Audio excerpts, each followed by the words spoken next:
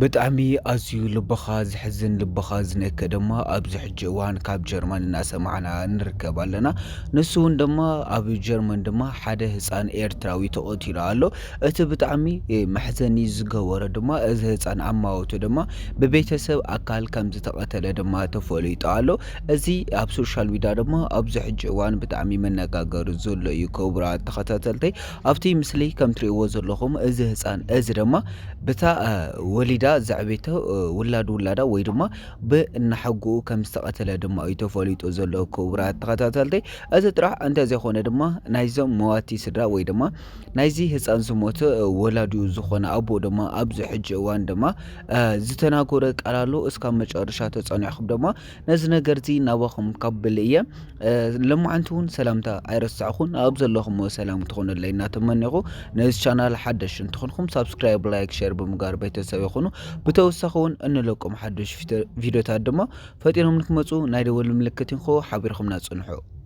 እምበኣርክስ ክቡራት ተኸታተልተይ ኣብዘን ሕድየት መዓልታት ድማ ኣብ ከተማ ኣብ ጀርመን ዝተፈፀመ ኣዝዩ ንምእማኑ ዘፀግም ገበን ድማ ተፈፂሙ እዩ።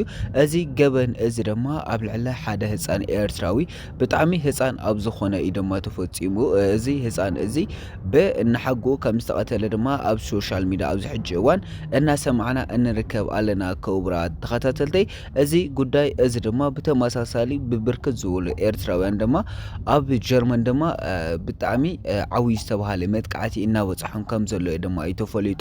ምክንያቱ ቅድሚ ሕጂ ናብ ድሕሪት መለስ ኢልና እንተሪና ድማ ብተመሳሳሊ ህፃን ጳውሎስ ዝተባሃለ ድማ ኣዝዩ ብጣዕሚ ብዘሕዝን ተቐቲሉ ኣብ ሩባ ተደብሪ ከም ዝተረኸበ ድማ ዝፍለጥ እዩ። ክቡራት ተኸታተልተይ እዚ ሕጂ ተፈጢሩ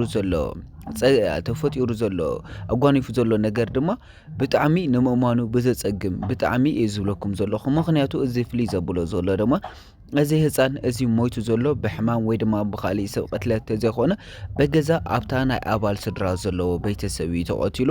ነዚ ገበን እዚ ዝፈፀሞ ድማ እናሓጉኡ እያ ማለት እዩ።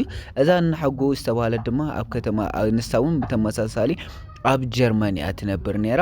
ኣብዚ ሕጂ እዋን ብጣዕሚ ደስ ዝብል ድማ እዛ ሰበይቲ እዚኣ ኣብ ቁፅፅር ፖሊስ ኣትያ ከም ዘላ ድማ እዩ ተፈሊጡ። ክቡራት ተኸታተልተይ እዚ ጉዳይ እዚ እውን ድማ ብጣዕሚ ንብርክት ዝበሉ ሰባት እናሻቐለ እናጨነቐ እዩ ዝርከብ ዘሎ። ምክንያቱ ከመይ ገይሩ ንሓደ ቤተሰቡ ናይ ቤተሰብ ኣካል ዝኾነ ከመይ ገይሩ ክቐትል ይኽእል? ብጣዕሚ ጭካነ ብዝተመልኦ እዩ ድማ ካብዚ ብፍላይ ድማ እዚ ህፃን እዚ ድማ ምንም ገበን ዝበሃል የብልን ምንም ሕማቕን ፅቡቕን ዘይፈልጥ ገና ዕሸል እናሃለየ ድማ ብእናሓጉ ክቐተል ከም ዝተኻለ እዩ ዝበፀና ዘሎ ሓበሬታ። ክቡራት ተኸታተልተይ ኣብዚ ጉዳይ እዚ ኣቢሉ ድማ ብዝተገበረ ምርመራ ድማ ኣብዚ ናይ ህፃን ምስ ተቐተለ ብዝተገበረ ምርመራ ድማ ዋና እቲ ሓበሬታት ዘጥቁም ዝነበረ ድማ ናብ እናሓጉ እዩ ማለት እዩ። ብዝተገበረ ምርመራ እውን ድማ እቶም ፖሊሳት ናይ ጀርመን ድማ ፍጥን ኢሎም ነዛ እናሓጉ ድማ ኣብዚ ሕጂ እዋን ኣብ ቁፅፅር ውዕሊ ክእትይዋ ድማ ክኢሎም ኣለዉ። ክቡራት ተኸታተልተይ በዚ ኣጋጣሚ ድማ ኣብዚ ሕጂ እዋን ቤተሰቡ ናይዚ ህፃን ዝሞቱ ቤተሰብ ድማ ብጣዕሚ ኣብ ሕማቕ ኩነታት ከም ዘለዉ እዩ ድማ ዝፍለጥ ዘሎ። ክቡራት ተኸታተልተይ ኣብዚ ሕጂ እዋን ድማ ካብዚ ነገር እዚ ርሕቕ ኢሎም እዮም ዘለዉ ማለት እዩ።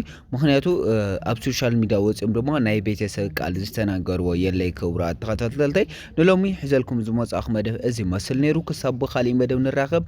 ኣብ ዘለኹም ሰላም ኩኑ። ነዚ ቻናል ሓድሽ እንተኾንኩም ብድጋሚ ሳብስክራይብ፣ ላይክ፣ ሼር ብምግባር ቤተሰብ ኩኑ።